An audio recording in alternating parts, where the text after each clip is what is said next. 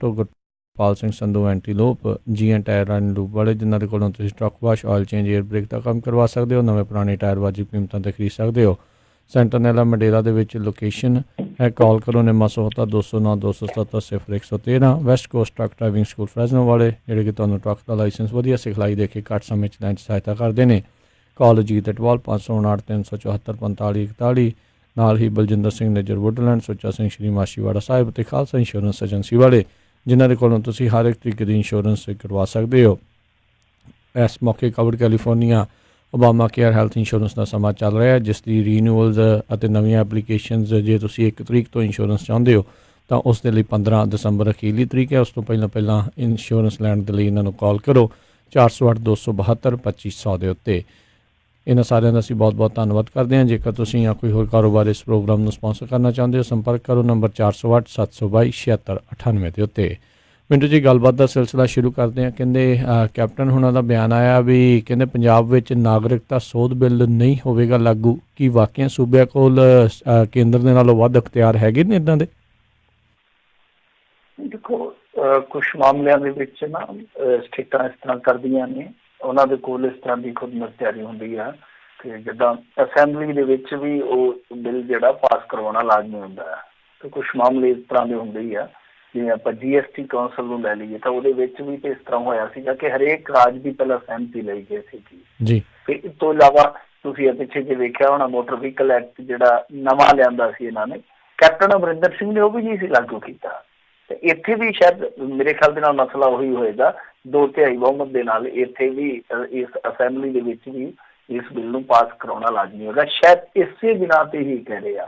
ਹਾਲਾਂਕਿ ਮੈਨੂੰ ਪੱਕਾ ਪਤਾ ਨਹੀਂ ਹੈ ਕਿ ਇਸ ਮਾਮਲੇ ਦੇ ਵਿੱਚ ਕੀ ਲਾਅ ਰਹੇਗਾ, ਕੀ ਨਿਯਮ ਕਾਇਦਾ ਰਹੇਗਾ, ਪਰ ਇੱਕ ਜਿੱਦਾਂ ਤੁਸੀਂ ਸਵਾਲ ਕੀਤਾ, ਮੈਨੂੰ ਲੱਗਦਾ ਕਿ ਇਸੇ ਬਿਨਾਂ ਤੇ ਕਰੇ, ਹੋਰ ਬਿਨਾਂ ਗੱਲ ਤੋਂ ਜਾਂ ਬਿਨਾਂ ਖੁਦ ਮੁਖਤਿਆਰੀ ਤੋਂ ਕਹਿ ਨਹੀਂ ਸਕਦੇ।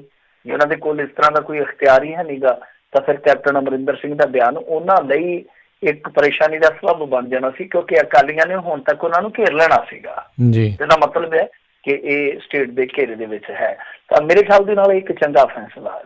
ਦੇਖੋ, ਚੰਗਾ ਫੈਸਲਾ ਨਰਿੰਦਰ ਮੋਦੀ ਸਰਕਾਰ ਦਾ ਵੀ ਹੈ, ਨੋ ਡਾਊਟ, ਕਿ ਜਿਹੜੇ ਲੋਕ ਇੱਥੇ ਦਹਾਕਿਆਂ ਤੋਂ ਧੱਕੇ ਖਾਂਦੇ ਪਏ ਆ, ਜੇ ਉਹਨਾਂ ਨੂੰ ਨਾਗਰਿਕਤਾ ਮਿਲ ਜੂ, ਕਿਸੇ ਦੇ ਢਿੱਡ 'ਚ ਕੋਈ ਵੱਟ ਨਹੀਂ ਪੈਣ ਲੱਗਾ, ਚਾਹੇ ਉਹ ਸਿੱਖ ਹੋਵੇ ਚਾਹੇ ਹਿੰਦੂ ਹੋਵੇ, ਕੋਈ ਪ੍ਰੋਬਲਮ ਨਹੀਂ। ਜਿੱਥੇ ਇੱਕ 140 ਕਰੋੜ ਆਬਾਦੀ ਧੱਕੇ ਖਾਂਦੀ ਫਿਰਦੀ ਆ, ਜੇ ਉੱਥੇ ਕੋਈ ਹੋਰ ਆ ਜਾਊਗਾ ਤਾਂ ਕਿੱਡੀ ਉੱਥੇ ਆਫਤ ਆਉਣ ਲੱਗੀ ਆ। ਉਹ ਚੰਗਾ ਕਦਮ ਆ, ਉਹਦੇ ਨਾਲ ਕਿਸੇ ਨੂੰ ਕੋਈ ਪਰੇਸ਼ਾਨੀ ਨਹੀਂ ਆ। ਇੱਕ ਵੀ ਪ੍ਰੋਟੈਸਟਰ ਇਸ ਤਰ੍ਹਾਂ ਦਾ ਨਹੀਂ ਤੁਹਾਨੂੰ ਇੰਡੀਆ 'ਚ ਲੱਭੇਗਾ ਜਿਹੜਾ ਇਹਨਾਂ ਮਾਈਨੋਰਟੀਜ਼ ਬਾਰੇ ਕਹੂਗਾ ਕਿ ਜੋ ਉੱਥੋਂ ਅਫਗਾਨਿਸਤਾਨ 'ਚੋਂ ਉੱਜੜ ਕੇ ਆਏ ਇਹਨਾਂ ਨੂੰ ਨਾਗਰਿਕਤਾ ਨਾ ਦਿਓ। ਇੱਕ ਵੀ ਪ੍ਰੋਟੈਸਟਰ ਤੁਹਾਨੂੰ ਇੰਡੀਆ 'ਚੋਂ ਨਹੀਂ ਲੱਭੇਗਾ। ਪਰ ਰੌਲਾ ਕੀ ਆ ਕਿ ਤੁਸੀਂ ਇੱਕ ਨਾਗਰਿਕਤਾ ਵਰਗੇ ਸੈਂਸਿਟਿਵ ਮੁੱਦੇ ਨੂੰ ਜੋੜ ਦਿੱਤਾ ਧਰਮ ਦੇ ਨਾਲ, ਜੋ ਕਿ ਸਾਡਾ ਸੰਵਿਧਾਨ ਅਲਾਓ ਹੀ ਨਹੀਂ ਕਰਦਾ। ਪਰ ਇੱਥੇ ਜਿਹੜੇ ਲੋਕ ਆ ਉਹ ਇੰਨੇ ਜ਼ਿਆਦਾ ਜਜ਼ਬਾਤੀ ਹੋ ਜਾਂਦੇ ਆ, ਮਤਲਬ ਕਿ ਦੇਖੋ ਚਲਾਕੀ ਇਹਨਾਂ ਦੀ ਕਿੱਡੀ ਹੁੰਦੀ ਹੈ, ਚਲਾਕੀ ਦੀ ਖੂਬਸੂਰਤੀ ਹੁੰਦੀ ਹੈ ਕਿ ਇਹ ਮਸਲੇ ਨੂੰ ਭਾਵਨਾਤਮਕ ਤੌਰ ਤੇ ਇੰਨਾ ਉਲਝਾਵਾਂ ਬਣਾ ਦਿੰਦੇ ਆ ਕਿ ਉਹ ਲੋਕ ਵੀ ਇਹਨਾਂ ਦੇ ਫੈਸਲਿਆਂ ਤੇ ਫੁੱਲ ਚੜਾਉਣ ਲੱਗ ਪੈਂਦੇ, ਜਿਹੜੇ ਆਮ ਤੌਰ ਤੇ ਇਹਨਾਂ ਨੂੰ ਨਿੰਦਦੇ ਰਹਿੰਦੇ, ਭੰਡਦੇ ਰਹਿੰਦੇ ਆ। ਤਾਂ ਹੁਣ ਕੈਪਟਨ ਅਮਰਿੰਦਰ ਸਿੰਘ ਨੇ ਜਿਹੜੀ ਗੱਲ ਕੀਤੀ ਆ, ਉਹਨਾਂ ਨੇ ਇਹੀ ਕਿਹਾ ਕਿ ਦੇਖੋ ਜੀ, ਇਹ ਜਿਹੜਾ ਬਿੱਲ ਆ ਉਹ ਮਤਲਬ ਕਿ ਜਿੱਦਾਂ ਮੈਂ ਤੁਹਾਨੂੰ ਦੱਸਿਆ ਹੀ ਆ ਕਿ ਇਹ ਧਰਮ ਆਧਾਰਿਤ ਵਿਤਕਰਾ ਕਰਦਾ, ਸੋ ਇਸ ਨੂੰ ਪੰਜਾਬ ਪ੍ਰਵਾਨ ਨਹੀਂ ਕਰੇਗਾ। ਤਾਂ ਉਹਨਾਂ ਨੇ ਸਾਫ਼ ਕਰ ਦਿੱਤਾ। ਤਾਂ ਬਾਕੀ ਇਸ ਮਾਮਲੇ ਦੇ ਵਿੱਚ ਜੋ ਆਪਰੇਸ਼ਨ ਹੈ, ਕਿਉਂਕਿ ਪਿਛੋਕੜ ਦੱਸਦਿਆਂ ਤੇ ਆਪਾਂ ਨੂੰ ਕਾਫੀ ਦਿਨ ਹੀ ਬੀਤ ਗਏ ਕਿ ਰੌਲਾ ਕੀ ਆ, ਤਾਂ ਹੁਣ ਅੱਜ ਦੀ ਜਿਹੜੀ ਆਪਰੇਸ਼ਨ ਹੈ ਇਸ ਮਾਮਲੇ ਦੇ ਵਿੱਚ ਕਿ ਨਾਗਰਿਕਤਾ ਬਿੱਲ ਤੇ ਅਸਾਮ ਦੇ ਵਿੱਚ ਅੱਜ ਵੀ ਬਵਾਲ ਕੱਟਦਾ ਰਿਹਾ। ਗੁਹਾਟੀ 'ਚ ਪੁਲਿਸ ਨੇ ਪ੍ਰਦਰਸ਼ਨਕਾਰੀਆਂ ਤੇ ਗੋਲੀਬਾਰੀ ਕੀਤੀ ਆ, ਫਾਇਰਿੰਗ ਕੀਤੀ ਆ। ਕੁਛ ਖਬਰਾਂ ਜਿਹੜੀਆਂ ਅਪੁਸ਼ਟ ਨੇ ਹਾਲ ਦੀ ਘੜੀ, ਤਾਂ ਉਹਨਾਂ ਰਾਹੀਂ ਪਤਾ ਲੱਗਿਆ ਕਿ 3 ਬੰਦਿਆਂ ਦੀ ਮੌਤ ਵੀ ਹੋਈ ਆ, 3 ਪ੍ਰਦਰਸ਼ਨਕਾਰੀ ਮਾਰੇ ਗਏ ਆ।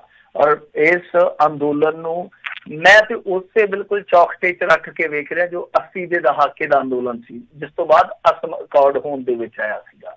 ਬਿਲਕੁਲ ਵੈਸੇ ਆ, ਕਿਉਂਕਿ ਘਰੇਲੂ ਔਰਤਾਂ ਵੀ ਸੜਕਾਂ ਤੇ ਆ ਗਈਆਂ। ਤਾਂ ਹੁਣ ਦੂਜੀ ਇਹਨਾਂ ਨੇ ਵੱਡੀ ਗੱਲ, ਜਿਵੇਂ ਅੱਗੇ ਕਿਹਾ ਸੀ ਆਪਾਂ ਕਿ ਦੂਜਾ ਕਸ਼ਮੀਰ ਬਣ ਸਕਦਾ ਉੱਤਰ ਪੂਰਬ, ਤਾਂ ਇਹਨਾਂ ਨੇ ਹੁਣ ਉੱਥੇ ਉਸੇ ਤਰ੍ਹਾਂ ਦੀ ਕਹਾਣੀ ਦੁਹਰਾਈ ਹੈ ਜਿਸ ਤਰ੍ਹਾਂ ਕਸ਼ਮੀਰ ਦੇ ਵਿੱਚ, ਮਤਲਬ ਕਿ ਜੋ ਸਾਡਾ ਹੈਗਾ ਇੱਥੋਂ ਦਾ ਬ੍ਰੌਡਕਾਸਟਿੰਗ ਮੰਤਰਾਲਾ, ਉਹਨਾਂ ਨੇ ਦੇ ਦਿੱਤਾ, ਸੂਚਨਾ ਤੇ ਪ੍ਰਸਾਰਣ ਮੰਤਰਾਲੇ ਨੇ ਸੰਦੇਸ਼ ਕਿ ਟੈਲੀਵਿਜ਼ਨ ਜੀ ਇਸ ਤਰ੍ਹਾਂ ਦੀ ਕਵਰੇਜ ਨਾ ਕਰਨ। ਰਾਸ਼ਟਰ ਵਿਰੋਧੀ ਜੋ ਐਲੀਮੈਂਟ ਨੇ, ਜੋ ਤੱਤ ਨੇ, ਉਹਨਾਂ ਦੀਆਂ ਗਤੀਵਿਧੀਆਂ ਨਾ ਦਿਖਾਈਆਂ ਜਾਣ, ਫਲਾਂ ਕੀਤਾ ਜਾਵੇ, ਧਮਕਾ ਕੀਤਾ ਜਾਵੇ। ਐਡਵਾਈਜ਼ਰੀ ਜੋ ਇੱਕ ਤਰ੍ਹਾਂ ਨਾਲ ਚੇਤਾਵਨੀ ਹੁੰਦੀ ਆ। ਤਾਂ ਸਾਡੇ ਟੈਲੀਵਿਜ਼ਨ ਚੈਨਲ, ਸਾਡਾ ਮੀਡੀਆ ਇੰਨਾ ਸਾਊ, ਇੰਨਾ ਦਬਾਊ ਆ ਕਿ ਉਹ ਬਸ ਇੰਨੇ ਕੁ ਨਾਲ ਭਰੋਸੇ ਨਾਲ ਬਸ ਸੰਭਲ ਜਾਂਦਾ, ਉਹਨੂੰ ਪਤਾ ਕਿ ਮੁੜ ਕੇ ਗਾਂ 76 ਪੈਣਗੇ। ਸੋ ਉਹ ਇੰਨੇ ਨਾਲ ਹੀ ਟਿਕ ਜਾਂਦਾ। ਬਹੁਤ ਘੱਟ ਹੁੰਦੇ ਜਿਹੜੇ ਲੋਕ ਇਸ ਲੀਕ ਨੂੰ ਟੱਪਦੇ ਆ। ਤਾਂ ਖੈਰ ਭਾਜਪਾ ਨੂੰ ਵੀ ਅੱਜ ਝਟਕਾ ਲੱਗਾ। ਜਤਨ ਬੋਹਰਾ ਨੇ ਪਾਰਟੀ ਛੱਡ ਦਿੱਤੀ ਆ। ਉਹ ਕੁਝ ਸਮਾਂ ਪਹਿਲਾਂ ਹੀ ਪਾਰਟੀ 'ਚ ਸ਼ਾਮਲ ਹੋਏ ਸੀ, ਅਦਾਕਾਰ ਵੀ ਰਹੇ ਆ। ਸੋ ਇਹ ਇਸ ਮਾਮਲੇ ਦੇ ਵਿੱਚ ਦੂਸਰੀ ਅਪਡੇਸ਼ਨ ਹੈ। ਤੀਜੀ ਜਿਹੜੀ ਵੱਡੀ ਗੱਲ ਆ ਉਹ ਹੈ ਕਿ ਬੰਗਲਾਦੇਸ਼ ਦੇ ਵਿਦੇਸ਼ ਮੰਤਰੀ ਨੇ ਆਪਣਾ ਦੌਰਾ ਇੰਡੀਆ ਦਾ ਰੱਦ ਕਰ ਦਿੱਤਾ। ਉਹ ਵੀ ਇਸੇ ਪ੍ਰਪੇਖ ਦੇ ਵਿੱਚ ਇਸ ਨੂੰ ਰੱਖ ਕੇ ਤੁਰਿਆ ਜਾ ਸਕਦਾ ਹੈ। ਨਾਲ ਹੀ ਇੱਕ ਰਣਜੀ ਟਰਾਫੀ ਦਾ ਮੈਚ ਹੋਣਾ ਸੀਗਾ ਅਸਮ ਅਤੇ ਤ੍ਰਿਪੁਰਾ ਦੇ ਦਰਮਿਆਨ, ਉਹ ਵੀ ਰੱਦ ਕਰ ਦਿੱਤਾ ਗਿਆ। ਫਿਰ ਇਸ ਤੋਂ ਇਲਾਵਾ ਇੰਡੀਗੋ ਜਿਹੜੀ ਹੈਗੀ ਆ ਏਅਰਲਾਈਨ, ਉਹਨੇ ਸਾਰੀਆਂ ਡਿਬਰੂਗੜ੍ਹ ਦੀਆਂ ਜਿਹੜੀਆਂ ਉਡਾਨਾਂ ਉਹ ਰੱਦ ਕਰ ਦਿੱਤੀਆਂ ਅੱਜ। ਹਾਲਾਂਕਿ ਪ੍ਰਧਾਨ ਮੰਤਰੀ ਨੇ ਵੀ ਅਪੀਲ ਕੀਤੀ ਹੈ, ਵੈਸੇ ਕਿੱਡੀ ਸਿਆਣੀ ਅਪੀਲ ਆ ਕਿ ਇੰਟਰਨੈਟ ਬੰਦ ਕਰਕੇ ਉੱਥੇ ਕਹਿੰਦੇ ਕਿ ਜੀ ਮੈਂ ਸਾਰੇ ਅਸਮ ਵਾਸੀਆਂ ਨੂੰ ਬੇਨਤੀ ਕਰਦਾ, ਭੈਣਾਂ ਭਰਾਵਾਂ ਨੂੰ, ਕਿ ਨਾਗਰਿਕਤਾ ਬਿੱਲ ਨਾਲ ਡਰਨ ਦੀ ਲੋੜ ਨਹੀਂ। ਡਰਨਾ ਉਹਨਾਂ ਨੇ ਕਿਉਂ, ਉਹਨਾਂ ਤੱਕ ਤਾਂ ਖਬਰ ਹੀ ਨਹੀਂ ਪਹੁੰਚੀ ਹੋਣੀ ਤੁਹਾਡੇ ਟਵੀਟ ਦੀ। ਸੋ ਇਸ ਤਰ੍ਹਾਂ ਦੇ ਹਾਲਾਤ ਬਣੇ ਆ। ਡਿਬਰੂਗੜ੍ਹ ਹਵਾਈ ਅੱਡੇ ਤੇ ਵੈਸੇ 178 ਯਾਤਰੀ ਜਿਹੜੇ ਫਸੇ ਸੀ ਉਹ ਗੁਹਾਟੀ ਲਿਆਂਦੇ ਗਏ ਆ, ਤਾਂ ਉਹਨਾਂ ਲਈ ਇੱਕ ਰਾਹਤ ਦੀ ਗੱਲ ਹੈ। ਸੋ ਇਹ ਸਾਰਾ ਕੁਛ ਵਾਪਰਿਆ ਅੱਜ ਦੀ ਤਰੀਕ ਦੇ ਵਿੱਚ। ਮੁਸਲਿਮ ਯੂਨੀਵਰਸਿਟੀ ਜਿਹੜੀ ਅਲੀਗੜ੍ਹ ਹੈ, ਅਲੀਗੜ੍ਹ ਮੁਸਲਿਮ ਯੂਨੀਵਰਸਿਟੀ ਜਿਹਨੂੰ ਆਪਾਂ ਕਹਿ ਦਿੰਦੇ ਹਾਂ, ਤਾਂ ਉੱਥੇ ਵੀ ਬਹੁਤ ਜ਼ੋਰਦਾਰ ਪ੍ਰਦਰਸ਼ਨ ਹੋਇਆ। ਦੱਸਦੇ ਕਿ 25,000 ਦੇ ਕਰੀਬ ਸਟੂਡੈਂਟ ਜਿਹੜੇ ਆ ਸੜਕਾਂ ਤੇ ਉਤਰੇ ਆ। ਤਾਂ ਇਹ ਜਿਹੜਾ ਵਿਰੋਧ ਹੈ, ਐਜੀਟੇਸ਼ਨ ਆ, ਉਹ ਉੱਤਰ ਪੂਰਬ ਤੋਂ ਗਾਂਹ ਵੀ ਫੈਲਦਾ ਜਾ ਰਿਹਾ। ਤਾਂ ਇਸ ਮਾਮਲੇ ਦੇ ਵਿੱਚ ਹੁਣ ਆਪਾਂ ਕਹਿ ਸਕਦੇ ਹਾਂ ਕਿ ਨਾਜ਼ੁਕ ਦੌਰ ਹੈ ਇਸ ਵੇਲੇ। ਅਸਮ ਦੇ ਵਿੱਚ ਜਿਸ ਤਰ੍ਹਾਂ ਦਾ ਐਜੀਟੇਸ਼ਨ 85-80 ਤੱਕ ਚੱਲਦਾ ਰਿਹਾ, ਉਹੀ ਐਜੀਟੇਸ਼ਨ ਅੱਜ ਦੀ ਤਰੀਕ ਦੇ ਵਿੱਚ ਅਸਮ ਦੇ ਅੰਦਰ ਹੋ ਚੁੱਕਿਆ। ਉਹ ਪ੍ਰਚੰਡ ਹੋ ਗਿਆ। ਉਹਨੂੰ ਹੁਣ ਕਿਸ ਤਰ੍ਹਾਂ ਸੰਭਾਲਿਆ ਜਾਊਗਾ, ਕਿਸ ਤਰ੍ਹਾਂ ਟਾਲਿਆ ਜਾਊਗਾ, ਇਹ ਵੇਖਣ ਵਾਲੀ ਗੱਲ ਹੈ। ਪਰ ਉੱਥੇ ਨੁਕਸਾਨ ਕਾਫੀ ਹੋ ਜਾਣਾ, ਕਿਉਂਕਿ ਜਿੱਦਾਂ ਹੀ ਗੋਲੀ ਚੱਲਦੀ ਹੈ ਤਾਂ ਵੀ ਜਿਹੜੇ ਲੋਕ ਡਿੱਗਦੇ ਆ ਤਾਂ ਉਹ ਆਮ ਲੋਕ ਹੁੰਦੇ ਆ। ਜੇ ਪ੍ਰਾਪਰਟੀ ਸੜਦੀ ਆ, ਮੰਨ ਲਓ ਸਰਕਾਰੀ ਪ੍ਰਾਪਰਟੀ ਸੜਦੀ ਆ, ਤਾਂ ਉਹ ਵੀ ਲੋਕਾਂ ਦੀ ਉਹ ਪ੍ਰਾਪਰਟੀ ਆ। ਜੇ ਲੋਕਾਂ ਦੇ ਘਰਾਂ ਨੂੰ ਨੁਕਸਾਨ ਹੁੰਦਾ ਤਾਂ ਲੋਕਾਂ ਦਾ ਘਰਾਂ ਦਾ ਨੁਕਸਾਨ ਤੇ ਫਿਰ ਲੋਕਾਂ ਦਾ ਹੈ ਹੀ ਆ। ਮਤਲਬ ਕਿ ਇੱਕੋ ਝਟਕੇ 'ਚ ਸਾਰਾ ਕੁਛ ਨਾਸ ਹੋ ਜਾਂਦਾ। ਤੇ ਲੱਗਦਾ ਇਹੋ ਹੀ ਆ ਕਿ ਜਿਹੜੇ ਹੈਗੇ ਉੱਤੇ ਹਾਕਮ ਸਤਿਆਨਾਸ਼ ਸਵਾਮੀ ਬਣੇ ਪਏ ਆ। ਉਹ ਕਿਸੇ ਨੇ ਆਖਿਆ ਸੀ ਨਾ, ਲੋਕ ਟूट जाते हैं कि घर बनाने में, तुम तरस नहीं खाते बस्तियां जलाने में। हाल ਦੀ ਘੜੀ ਜੇ ਦੇਖੀਏ ਤਾਂ ਅਸਮ ਦੇ ਵਿੱਚ ਬਸਤੀਆਂ ਜਲਾਉਣ ਦੀ ਕਹਾਣੀ ਹੋਈ ਪਈ ਆ। ਜੀ ਜੀ ਜੀ। ਅਗਲੀ ਜਿਹੜੀ ਆਪਾਂ ਮਿੰਟੂ ਜੀ ਖਬਰ ਦੇ ਉੱਤੇ ਨਜ਼ਰ ਮਾਰਦੇ ਹਾਂ, ਜਿਸ ਵਿੱਚ ਕਹਿੰਦੇ ਅਯੋਧਿਆ ਮਾਮਲੇ ਦੇ ਵਿੱਚ ਦਾਇਰ ਪੁਨਰ ਸਮੀਖਿਆ ਪਟੀਸ਼ਨ ਸੁਪਰੀਮ ਕੋਰਟ ਵੱਲੋਂ ਖਾਰਜ। ਹਾਂਜੀ, ਇਹਨਾਂ ਨੇ ਰਿਵਿਊ ਪਟੀਸ਼ਨ ਪਾਈ ਸੀਗੀ ਪੁਨਰ ਸਮੀਖਿਆ ਦੀ। ਜੇ ਆਪਾਂ ਗੱਲ ਕਰੀਏ ਤਾਂ ਰਿਵਿਊ ਪਟੀਸ਼ਨ ਬਣਦੀ ਆ, ਤਾਂ ਰਿਵਿਊ ਪਟੀਸ਼ਨ ਹੁਣ ਜਿਹੜੀ ਆ ਉਹ ਖਾਰਜ ਕਰ ਦਿੱਤੀ ਗਈ ਆ। ਹਾਂ, ਸੁਪਰੀਮ ਕੋਰਟ ਨੇ ਮਤਲਬ ਕਿ ਆਪਣੇ ਹੀ ਫੈਸਲੇ ਦੀ ਸਮੀਖਿਆ ਕਰਨ ਤੋਂ ਨਾ ਕਰ ਦਿੱਤੀ ਆ। ਤਾਂ ਇਹ ਕੁੱਲ 18 ਅਰਜ਼ੀਆਂ ਸੀਗੀਆਂ ਜੋ ਵੱਖ-ਵੱਖ ਸੰਗਠਨਾਂ ਵੱਲੋਂ ਜਾਂ ਵਿਅਕਤੀਆਂ ਵੱਲੋਂ ਪਾਈਆਂ ਗਈਆਂ ਸੀ। ਇਹਦੇ ਵਿੱਚ ਮੇਰੇ ਖਿਆਲ ਦੇ ਨਾਲ ਨਿਰਮੋਹੀ ਅਖਾੜੇ ਵਾਲੇ ਵੀ ਸ਼ਾਮਲ ਹੋ ਗਏ ਸੀਗੇ। ਹਾਲਾਂਕਿ ਮੁਸਲਮਾਨਾਂ ਦੇ ਇੱਕ ਗਰੁੱਪ ਨੇ ਪਹਿਲਾਂ ਹੀ ਇਸ ਚੀਜ਼ ਨੂੰ ਭਾਂਪ ਲਿਆ ਸੀਗਾ, ਪੇਸ਼ਗੀ ਉਹਨਾਂ ਨੂੰ ਅੰਦਾਜ਼ਾ ਹੋ ਗਿਆ ਸੀਗਾ ਕਿ ਕੀ ਹੋਣਾ। ਉਹਨਾਂ ਨੇ ਸਹਿਮਤੀ ਜਤਾਈ ਸੀ। ਪਰ ਕਿਉਂਕਿ ਤੁਹਾਨੂੰ ਪਤਾ ਹੀ ਆ, ਚਾਹੇ ਮੁਸਲਮਾਨਾਂ 'ਚ ਲੋਕ ਹੋਣ ਚਾਹੇ ਹਿੰਦੂਆਂ 'ਚ ਲੋਕ ਹੋਣ, ਗਾਂਹ ਜਾ ਕੇ ਇਹਨਾਂ ਨੇ ਸਿਆਸੀ ਦਾਅ ਪੇਚ ਵੀ ਖੇਡਣੇ ਹੁੰਦੇ ਆ। ਤਾਂ ਕੁਛ ਲੋਕ ਜਿਹੜੇ ਆ ਉਹ ਫਿਰ ਬੇਲੋੜੀ ਇਹਨਾਂ ਚੀਜ਼ਾਂ ਦੇ ਨਾਲ ਆ ਕੇ ਜੁੜ ਜਾਂਦੇ ਆ। ਤਾਂ 18 ਅਰਜ਼ੀਆਂ ਹੋਈਆਂ ਸੀ ਕੁੱਲ। ਤੁਸੀਂ ਆਪ ਅੰਦਾਜ਼ਾ ਲਾ ਲਓ ਕਿੰਨੇ ਲੋਕ ਜਿਹੜੇ ਆ ਉਹ ਇੰਟਰਸਟ ਦਿਖਾਉਣ ਲੱਗ ਪਏ ਇਸ ਮੁੱਦੇ 'ਚ। ਤਾਂ ਹਾਲ ਦੀ ਘੜੀ ਇਹ ਜਿਹੜੀ ਸਮੀਖਿਆ ਪਟੀਸ਼ਨ ਹੈ ਜਿਹੜੀ ਉਹ ਰੱਦ ਕਰ ਦਿੱਤੀ ਗਈ ਆ। ਤੇ ਹੁਣ ਦੇਖੋ ਕਿ ਇੱਕੋ ਹੀ ਕਾਨੂੰਨੀ ਹੀਲਾ ਬਚਦਾ ਹੈ। ਜਦੋਂ ਇਸ ਤਰ੍ਹਾਂ ਤੁਹਾਡੀ ਰਿਵਿਊ ਪਟੀਸ਼ਨ ਵੀ ਖਾਰਜ ਹੋ ਜਾਂਦੀ ਆ ਸੁਪਰੀਮ ਕੋਰਟ ਦੇ ਵਿੱਚ, ਤਾਂ ਫਿਰ ਇੱਕੋ ਹੱਲ ਬਚਦਾ ਕਿਊਰੇਟਿਵ ਪਟੀਸ਼ਨ ਦਾ। ਤਾਂ ਉਹ ਇਸ ਤਰ੍ਹਾਂ ਕਹਿ ਲਓ ਕਿ ਬੜਾ ਮਾਮੂਲੀ ਚਾਂਸ ਹੁੰਦਾ। ਵੈਸੇ ਤੁਸੀਂ ਮੰਨ ਕੇ ਚੱਲੋ ਕਿ ਖੇਡ ਖਤਮ ਆ, ਹੁਣ ਇਸ ਐਪੀਸੋਡ ਦਾ ਤੁਸੀਂ ਕਹਿ ਸਕਦੇ ਹੋ ਕਿ ਦਾ ਐਂਡ ਹੋ ਚੁੱਕਾ ਹੈ। ਪਰ ਫਿਰ ਵੀ ਜੇ ਉਹ ਚਾਹੁਣ ਤਾਂ ਕਿਊਰੇਟਿਵ ਪਟੀਸ਼ਨ ਪਾਈ ਜਾ ਸਕਦੀ ਹੈ, ਪਰ ਉਹਦਾ ਚਾਂਸ ਜਿਹੜਾ ਉਹ ਨਾ ਮਾਤਰ ਹੁੰਦਾ।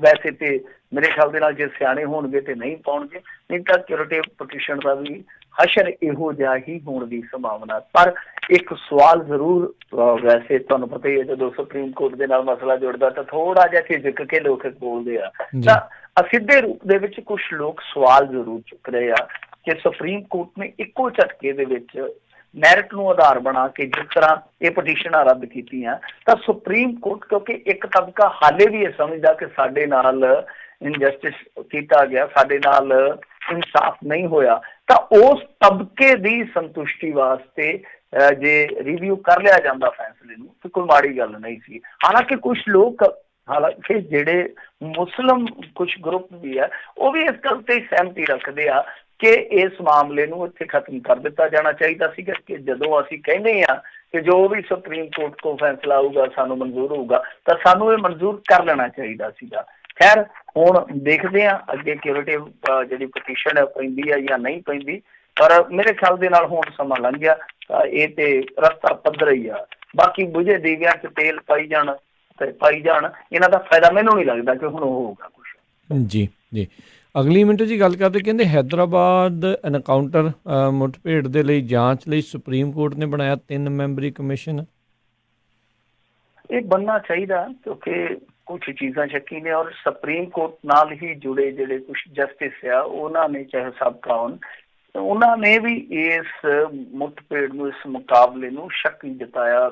ਜੋ ਇੱਕ ਖੁਸ਼ੀ ਦੀ ਲਹਿਰ ਦੌੜੀ ਦੇਸ਼ ਦੇ ਵਿੱਚ, ਉਹਨੂੰ ਵੀ ਖਤਰਨਾਕ ਦੱਸਿਆ। ਜਿਹੜੇ ਲੋਕ ਕਾਨੂੰਨ ਦੇ ਨਾਲ ਜੁੜੇ ਆ ਜਾਂ ਕਾਨੂੰਨ ਦੇ ਨਾਲ ਜੁੜੇ ਰਹਿ ਚੁੱਕੇ ਆ, ਤੇ ਅੱਗੇ ਵੀ ਆਪਾਂ ਗੱਲ ਕੀਤੀ ਸੀਗੀ ਕਿ ਵੈਸੇ ਵੀ ਵੇਖਣ 'ਚ ਵੀ ਲੱਗਦਾ ਕਿ ਖਤਰਨਾਕ ਇੱਕ ਤਰ੍ਹਾਂ ਨਾਲ ਪਿਰਤ ਪੈ ਰਹੀ ਆ। ਜਿਸ ਤਰ੍ਹਾਂ ਦਾ ਚੱਲਣ ਚੱਲਦਾ ਪਿਆ, ਸਾਡੇ ਲੋਕ ਇਹਨਾਂ ਚੀਜ਼ਾਂ ਦੇ ਵੇਗ ਦੇ ਵਿੱਚ ਇਸ ਤਰ੍ਹਾਂ ਵਗ ਜਾਂਦੇ ਆ ਕਿ ਮੁੜ ਕੇ ਉਹਨਾਂ ਨੂੰ ਜਿਹੜਾ ਅਗਾਊ ਆਉਣ ਵਾਲਾ ਜਿਹੜਾ ਸਮਾਂ ਹੁੰਦਾ ਉਹ ਦਿਸਦਾ ਹੀ ਨਹੀਂ ਗਾ ਕਿ ਕਿਸ ਤਰ੍ਹਾਂ ਉਹ ਖਤਰਨਾਕ ਹੋ ਸਕਦਾ। ਤਾਂ ਖੈਰ ਇਸ ਹੁਣ ਮਾਮਲੇ ਦੀ ਜਿਹੜੀ ਪੜਤਾਲ ਆ ਉਹ ਇੱਕ 3 ਮੈਂਬਰੀ ਕਮਿਸ਼ਨ ਕਰੇਗਾ ਤੇ 6 ਮਹੀਨਿਆਂ ਦੇ ਵਿੱਚ ਰਿਪੋਰਟ ਉਹਨਾਂ ਨੂੰ ਦੇਣੀ ਪਵੇਗੀ। ਤਾਂ ਠੀਕ ਆ, ਸਮਾਂ ਇਹਨਾਂ ਨੇ ਬਾਉਂਡ ਕਰ ਦਿੱਤਾ 6 ਮਹੀਨਿਆਂ ਦਾ। ਜੇ ਸਮਾਂ ਨਹੀਂ ਵੱਧਦਾ ਤੇ 6 ਮਹੀਨੇ ਦਾ ਸਮਾਂ ਬੜਾ ਥੋੜਾ ਹੁੰਦਾ ਜਾਂਚ ਪੜਤਾਲ ਵਾਸਤੇ। ਇੰਨਾ ਕੁਝ ਸਮਾਂ ਤੇ ਚਲੋ ਕੋਈ ਮੇਰੇ ਖਿਆਲ ਦੇ ਨਾਲ ਮਾਇਨਾ ਨਹੀਂ ਰੱਖਦਾ। ਹੁਣ ਇਹ ਗੱਲ ਆ ਕਿ ਜੇ ਮੰਨ ਲਓ ਵੈਸੇ ਤੇ ਕੱਲ ਜਿਹੜੀ ਪੀੜਤਾ ਸੀ ਜਾਂ ਮ੍ਰਿਤਕਾ ਕਹਿ ਲਓ ਜਿਹਦੇ ਨਾਲ ਬਲਾਤਕਾਰ ਕੀਤਾ ਗਿਆ, ਤਾਂ ਉਸ ਬੀਬੀ ਦਾ ਜਿਹੜਾ ਫਾਦਰ ਸੀ ਉਹ ਬੋਲਿਆ ਜਿਸ ਤਰ੍ਹਾਂ ਉਹ ਬੋਲਿਆ, ਉਹਨੇ ਕਿਤੇ ਨਾ ਕਿਤੇ ਅਫਸੋਸ ਇਹਨਾਂ ਦੇ ਪਰਿਵਾਰ ਵਾਲਿਆਂ ਨਾਲ ਵੀ ਜਤਾਇਆ। ਉਹ ਕਹਿੰਦਾ ਕਿ 4 ਘਰ ਉਜੜ ਗਏ ਆ, ਪਰ ਇਹਨਾਂ ਨੂੰ ਜੋ ਸਜ਼ਾ ਮਿਲਣੀ ਚਾਹੀਦੀ ਸੀ ਉਹ ਠੀਕ ਢੰਗ ਨਾਲ ਮਿਲਣੀ ਚਾਹੀਦੀ ਸੀ। ਤਾਂ ਤੁਸੀਂ ਆਪ ਹੀ ਦੇਖ ਲਓ ਕਿ ਇਹਨਾਂ ਬੋਲਾਂ ਦੇ ਕੀ ਮਾਇਨੇ ਆ। ਹੋਰ ਵੀ ਕੁਝ ਸਬੂਤ ਜਿਹੜੇ ਆ ਉਹ ਨਿਕਲੇ ਆ ਕਿ ਇੱਕ ਦੋਸ਼ੀ ਜਿਹੜਾ ਕਿ ਮੁਸਲਿਮ ਭਾਈਚਾਰੇ ਨਾਲ ਸੰਬੰਧਿਤ ਸੀਗਾ, ਜਾਂ ਕਹਿ ਲਓ ਕਿ ਜੋ ਬਲਾਤਕਾਰ ਦਾ ਕਥਿਤ ਮੁਲਜ਼ਮ ਸੀਗਾ, ਉਹ ਜੋ ਮੁਸਲਮਾਨ ਸੀਗਾ, ਉਹਦੇ ਸਰੀਰ ਦੇ ਵਿੱਚ ਗੋਲੀਆਂ ਦੇ ਨਿਸ਼ਾਨ ਜਿਹੜੇ ਜ਼ਿਆਦੇ ਆ। ਹਾਲਾਂਕਿ ਪੋਸਟਮਾਰਟਮ ਦੀ ਅੰਤਲੀ ਜੀ ਮੈਨੂੰ ਲੱਗਦਾ ਲਾਈਨ ਦੇ ਵਿੱਚ ਥੋੜੀ ਪ੍ਰੋਬਲਮ ਆ ਤੇ ਸਰੋਤੇ ਇੱਦਾਂ ਜੁੜੇ ਰਹੋ, ਆਪਾਂ ਮੁੜ ਦੁਬਾਰਾ ਉਹਨਾਂ ਦੇ ਨਾਲ ਜੁੜਦੇ ਹਾਂ।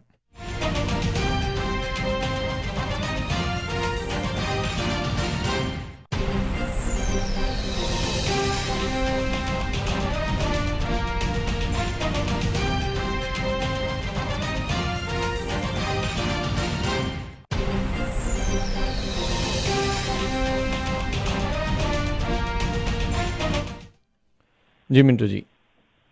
ਹਾਂਜੀ, ਮੈਂ ਕਹਿ ਰਿਹਾ ਸੀਗਾ ਕਿ ਕੁਝ ਰਿਪੋਰਟਾਂ ਇੱਦਾਂ ਦੀਆਂ ਨੇ ਕਿ ਜੋ ਮੁਸਲਿਮ ਭਾਈਚਾਰੇ ਨਾਲ ਤਾਲੁਕ ਰੱਖਦਾ ਸੀਗਾ ਕਥਿਤ ਦੋਸ਼ੀ, ਤਾਂ ਉਹਦੇ ਸਰੀਰ ਦੇ ਵਿੱਚ ਗੋਲੀਆਂ ਦੇ ਨਿਸ਼ਾਨ ਦੂਜਿਆਂ ਦੇ ਮੁਕਾਬਲੇ ਜ਼ਿਆਦਾ। ਹਾਲਾਂਕਿ ਅੰਤਲੀ ਪੋਸਟਮਾਰਟਮ ਰਿਪੋਰਟ ਜਿਹੜੀ ਆ ਉਹ ਉਡੀਕੀ ਜਾ ਰਹੀ ਆ ਕਿ ਕੁੱਲ ਕਿੰਨੀਆਂ ਗੋਲੀਆਂ ਵੱਜੀਆਂ ਨੇ। ਤਾਂ ਇਸ ਤਰ੍ਹਾਂ ਕੁਝ ਚੀਜ਼ਾਂ ਨੇ ਜਿਹੜੀਆਂ ਇਸ ਮਾਮਲੇ ਨੂੰ ਪਹਿਲੇ ਦਿਨ ਤੋਂ ਹੀ ਸ਼ੱਕੀ ਕਰਦੀਆਂ। ਤਾਂ ਦੁੱਧ ਦਾ ਦੁੱਧ, ਪਾਣੀ ਦਾ ਪਾਣੀ ਹੋਣਾ ਚਾਹੀਦਾ। ਪਰ ਇੱਕ ਪਲ ਲਈ, ਇੱਕ ਮੈਂ ਕਹੂੰਗਾ ਕਿ ਰਚਕ ਮਾਤਰ ਸਮੇਂ ਲਈ ਤੁਸੀਂ ਜੇ ਸੋਚੋ ਕਿ ਜੇ ਕੱਲ ਨੂੰ ਇਹ ਫੇਕ ਇਨਕਾਊਂਟਰ ਪਾਇਆ ਗਿਆ, ਮਾਮਲਾ ਇਹ ਇੱਕ ਨਕਲੀ ਪੁਲਿਸ ਮੁਕਾਬਲੇ ਦਾ ਪਾਇਆ ਗਿਆ, ਤਾਂ ਉਸ ਸੂਰਤ ਦੇ ਵਿੱਚ ਜਿਹੜੀ ਪੁਲਿਸ ਕਹਾਣੀ ਘੜ ਕੇ ਬੈਠੀ ਆ ਕਿ ਅਈਓ ਦੋਸ਼ੀ ਸਨ ਜਿਨ੍ਹਾਂ ਨੇ ਇਸ ਘਿਨੌਣੇ ਕਾਂਡ ਨੂੰ ਅੰਜਾਮ ਦਿੱਤਾ, ਤਾਂ ਉਸ ਕਹਾਣੀ ਦਾ ਕਿੰਨਾ ਕੁ ਯਕੀਨ ਰਹਿ ਜਾਏਗਾ। ਇਹ ਸੋਚਣ ਵਾਲੀ ਗੱਲ ਹੈ, ਵਿਚਾਰਨ ਵਾਲੀ ਗੱਲ ਹੈ। ਵੈਸੇ ਕਈ ਵਾਰ ਇੰਡੀਆ ਦਾ ਸਿਸਟਮ ਆ, ਕਈ ਵਾਰ ਕਮਿਸ਼ਨ ਇਸ ਤਰ੍ਹਾਂ ਬਣਦੇ ਆ ਕਿ ਅੱਗੇ ਤੋਂ ਕੋਈ ਸਵਾਲ ਨਾ ਉੱਠੇ। ਕਈ ਵਾਰ ਕਮਿਸ਼ਨ ਇਸ ਕਰਕੇ ਵੀ ਬਣ ਜਾਂਦੇ ਆ, ਪਰ ਕਿਉਂਕਿ ਸੁਪਰੀਮ ਕੋਰਟ ਨੇ ਬਣਾਇਆ, ਸਾਨੂੰ ਇੰਤਜ਼ਾਰ ਕਰਨਾ ਚਾਹੀਦਾ ਕਿ ਉਹਨਾਂ ਦੀਆਂ ਫਾਈਂਡਿੰਗਸ ਜਿਹੜੀਆਂ ਨੇ ਉਹ ਕਿਸ ਸਿੱਟੇ ਤੇ ਪਹੁੰਚ ਜੀ ਜੀ। ਅਗਲੀ ਮਿੰਟੂ ਜੀ ਗੱਲ ਕਰਦੇ ਹਾਂ, ਰਾਜਾ ਵੜਿੰਗ ਹੋਣਾ ਦਾ ਬਿਆਨ ਆਇਆ, ਕਹਿੰਦੇ ਵੀ ਕਾਰਜਕਾਰੀ ਦੇ ਆਧਾਰ ਦੇ ਉੱਤੇ ਕੈਪਟਨ ਦੇ ਵਿੱਚ ਜਿਹੜਾ ਕੈਬਨਿਟ ਦੇ ਵਿੱਚ ਫੇਰ ਬਦਲ ਹੋਣਾ ਚਾਹੀਦਾ। ਇਹ ਸਲਾਹਕਾਰ ਚੰਗੇ ਆ ਵੈਸੇ ਇਸ ਗੱਲੋਂ। ਵੈਸੇ ਉਦਾਂ ਵੀ ਰਾਜਾ ਵੜਿੰਗ ਆ ਨਾ ਜਿਹੜਾ, ਇਹ ਬੋਲਦਾ ਬਹੁਤ ਆ, ਪਰ ਕਈ ਵਾਰ ਵਿੱਚੋਂ ਕੰਮ ਦਾ ਵੀ ਬੋਲ ਪੈਂਦਾ। ਬੋਲਦਾ ਉਸ ਤਰ੍ਹਾਂ ਬਹੁਤ ਆ ਤੇ ਕੰਮ ਦੀ ਗੱਲ ਵੀ ਕਰ ਜਾਂਦਾ, ਜਿਸ ਤਰ੍ਹਾਂ ਅੱਜ ਇਹਨੇ ਕੀਤੀ ਆ। ਇਹਨਾਂ ਨੇ ਜੋ ਰਾਜਾ ਵੜਿੰਗ ਹੋਰਾਂ ਨੇ ਕਿਹਾ, ਕਹਿੰਦਾ ਕਿ ਜੀ ਚੰਗੀ ਕਾਰਗੁਜ਼ਾਰੀ ਵਾਲਿਆਂ ਨੂੰ ਕੈਬਨਿਟ 'ਚ ਰਹਿਣਾ ਚਾਹੀਦਾ ਤੇ ਜਿਨ੍ਹਾਂ ਦੀ ਕਾਰਗੁਜ਼ਾਰੀ ਚੰਗੀ ਨਹੀਂ ਉਹਨਾਂ ਨੂੰ ਬਾਹਰ ਜਾਣਾ ਚਾਹੀਦਾ। ਤੇ ਨਾਲ ਨਵਜੋਤ ਸਿੰਘ ਸਿੱਧੂ ਬਾਰੇ ਜਿਹੜੀ ਚਰਚਾ ਚੱਲਦੀ ਉਹ ਤੁਸੀਂ ਸੁਣਦੇ ਹੋਣੀ ਆ, ਤਾਂ ਉੱਥੇ ਵੀ ਇੱਕ ਪ੍ਰਤੀਕਰਮ ਆਇਆ। ਨਵਜੋਤ ਸਿੰਘ ਸਿੱਧੂ ਨੂੰ ਡਿਪਟੀ ਸੀਐਮ ਬਣਾਉਣ ਦੇ ਚਰਚੇ ਚੱਲ ਰਹੇ ਨੇ। ਹਾਲਾਂਕਿ ਇਹ ਚਰਚੇ ਆਪਾਂ ਅੱਗੇ ਵੀ ਵੇਖੇ ਆ, ਬਹੁਤ ਲੰਮਾ ਸਮਾਂ ਪਹਿਲਾਂ ਜਦੋਂ ਕਾਂਗਰਸ ਸੱਤਾ ਤੇ ਆਈ ਸੀਗੀ, ਉਸ ਵੇਲੇ ਵੀ ਇਹ ਚਰਚਾਵਾਂ ਦੀਆਂ ਗੁੱਡੀਆਂ ਉੱਡੀਆਂ ਸੀਗੀਆਂ ਕਿ ਨਵਜੋਤ ਸਿੰਘ ਸਿੱਧੂ ਨੂੰ ਇਹ ਅਹੁਦਾ ਦਿੱਤਾ ਜਾ ਸਕਦਾ। ਮੁੜ ਕੇ ਕੈਪਟਨ ਅਮਰਿੰਦਰ ਸਿੰਘ ਵਿਕਟਰ ਕਿਹਾ ਸੀ, ਕਹਿੰਦਾ ਕਿਉਂ ਦਈਏ, ਸਾਡੇ ਕਾਂਗਰਸ ਦੇ ਵਿੱਚ ਤੇ ਇਸ ਤਰ੍ਹਾਂ ਦਾ ਕੋਈ ਦਸਤੂਰ ਹੀ ਹੈ ਨਹੀਂਗਾ। ਤਾਂ ਇਹ ਚਰਚਾਵਾਂ ਲਗਾਤਾਰ ਚੱਲਦੀਆਂ, ਤਾਂ ਉਹਦੇ ਤੇ ਵੀ ਪ੍ਰਤੀਕਰਮ ਦਿੱਤਾ ਵਾ ਰਾਜਾ ਵੜਿੰਗ ਨੇ। ਉਹ ਕਹਿੰਦੇ ਆ ਕਿ ਸਿੱਧੂ ਹੋਵੇ ਜਾਂ ਕੋਈ ਹੋਰ, ਮੈਨੂੰ ਕਿਸੇ ਤੇ ਕੋਈ ਐਤਰਾਜ਼ ਨਹੀਂ। ਤਾਂ ਇਹ ਵੀ ਚੀਜ਼ ਜਿਹੜੀ ਆ ਉਹ ਬੜੀ ਦਿਲਚਸਪੀ ਨਾਲ ਲਈ ਜਾ ਰਹੀ ਆ ਕਿ ਰਾਜਾ ਵੜਿੰਗ ਅਸਿੱਧੇ ਰੂਪ ਦੇ ਵਿੱਚ ਸਿੱਧੂ ਦੀ ਪੈਰਵਾਈ ਵੀ ਕਰ ਗਿਆ। ਖੈਰ ਜਿਹੜੀ ਗੱਲ ਉਹਨੇ ਕੀਤੀ ਆ, ਪਹਿਲੀ ਗੱਲ ਜਿਹੜੀ ਕੀਤੀ ਆ ਰਾਜਾ ਵੜਿੰਗ ਨੇ, ਉਹ ਤੇ ਮੇਰੇ ਖਿਆਲ ਦੇ ਨਾਲ ਸੁੱਟਣ ਵਾਲੀ ਨਹੀਂ ਹੈ। ਉਹ ਵੇਖ ਲੈਣੀ ਚਾਹੀਦੀ ਔਰ ਸੋਚ ਵੀ ਲੈਣੀ ਚਾਹੀਦੀ ਹੈ ਕੈਪਟਨ ਅਮਰਿੰਦਰ ਸਿੰਘ ਨੂੰ ਕਿ ਰਾਜਾ ਵੜਿੰਗ ਕਿਉਂ ਕਹਿ ਰਿਹਾ। ਉਹ ਸ਼ਾਇਦ ਕਹਿ ਰਿਹਾ ਕਿ ਸਾਨੂੰ ਮੌਕਾ ਦੇ ਕੇ ਵੇਖੋ, ਚੌਕਾ ਲਾਵਾਂਗੇ ਜ਼ਰੂਰ, ਔਰ ਚੌਕਾ ਵੀ ਹੈਲੀਕਾਪਟਰ ਵਾਲਾ ਸ਼ਾਟ ਲਾਵਾਂਗੇ। ਤਾਂ ਸ਼ਾਇਦ ਉਹ ਆਪਣੇ ਦਿਲ ਦੀ ਗੱਲ ਕਰ ਰਹੇ ਆ ਕਿ ਜਿਹੜੇ ਕੁਛ ਮੰਤਰੀ ਤੁਹਾਡੇ, ਵੈਸੇ ਉਹਦੇ 'ਚ ਕੋਈ ਸ਼ੱਕ ਵੀ ਹੈ ਨਹੀਂਗਾ, ਮੈਂ ਤੇ ਸਾਰੀ ਸਰਕਾਰ ਦਾ ਹੀ ਕਰ ਲੈਣਾ ਚਾਹੀਦਾ ਮੁਲਾਂਕਣ ਕਿ ਕਿੰਨਾ ਕੁ ਇਹਨਾਂ ਨੇ ਹੁਣ ਤੱਕ ਕੰਮ ਕੀਤਾ, ਕਿੰਨਾ ਕੁ ਇਹਨਾਂ ਨੇ ਹੁਣ ਤੱਕ ਵਾਅਦਿਆਂ ਤੋਂ ਭੱਜ ਕੇ ਵਿਖਾਇਆ। ਉਹ ਸਾਰੀਆਂ ਚੀਜ਼ਾਂ ਦਾ ਮੁਲਾਂਕਣ ਹੋ ਜਾਣਾ ਚਾਹੀਦਾ। ਤਾਂ ਘੱਟੋ ਘੱਟ ਕੈਬਨਿਟ ਦੇ ਜਿਹੜੇ ਮੰਤਰੀ ਆ ਉਹਨਾਂ ਦਾ ਤਾਂ ਜ਼ਰੂਰ ਹੋਣਾ ਚਾਹੀਦਾ ਕੰਮ ਦਾ ਮੁਲਾਂਕਣ ਕਿ ਉਹਨਾਂ ਨੇ ਹੁਣ ਤੱਕ ਕੀ ਕੀਤਾ। ਖੈਰ ਰਾਜਾ ਵੜਿੰਗ ਇਹ ਜਿਹੜੀ ਸਲਾਹਕਾਰ ਦੀ ਪਦਵੀ ਮਿਲੀ ਹੈ ਇਹਨਾਂ ਨੂੰ, ਤਾਂ ਉਹ ਜਿਹੜੀ ਸਲਾਹ ਦਿੱਤੀ ਹੈ ਮੇਰੇ ਖਿਆਲ ਦੇ ਨਾਲ ਉਹੀ ਗੱਲ ਨੂੰ ਸੱਚ ਕਰ ਗਈ। ਬਿੱਲੀ ਨੇ ਸ਼ੀਂਹ ਪੜਾਇਆ ਤੇ ਬਿੱਲੀ ਨੂੰ ਖਾਣ ਆਇਆ, ਕਿਉਂਕਿ ਇਹਨਾਂ ਲੋਕਾਂ ਕੋਲੋਂ ਇਹਨਾਂ ਨੇ ਇਹ ਸਿਆਸੀ ਦਾਅਪੇਚ ਸਿੱਖੇ ਆ। ਜੀ ਜੀ। ਅਗਲੀ ਮਿੰਟੂ ਜੀ ਗੱਲ ਕਰਦੇ, ਕਹਿੰਦੇ ਪੰਜਾਬ ਨਸ਼ਿਆਂ ਦੇ ਵਿੱਚ ਪੂਰੇ ਦੇਸ਼ ਦੇ ਵਿੱਚੋਂ ਮੋਹਰੀ ਆ। ਆਂਕੜੇ ਦੇਖ ਕੇ ਕਹਿੰਦੇ ਖੁੱਲੀਆਂ ਰਹਿ ਜਾਣਗੀਆਂ ਅੱਖਾਂ। ਲੱਗ ਰਿਹਾ ਜੀ ਲਾਈਨ ਦੇ ਵਿੱਚ ਫਿਰ ਕੋਈ ਪ੍ਰੋਬਲਮ ਆ, ਸੋ ਸਰੋਤੇ ਇੱਦਾਂ ਹੀ ਜੁੜੇ ਰਹੋ। ਅਗਲੀਆਂ ਖਬਰਾਂ ਇੱਦਾਂ ਹੀ ਉਹਨਾਂ ਦੇ ਨਾਲ ਕਰਦੇ ਹਾਂ।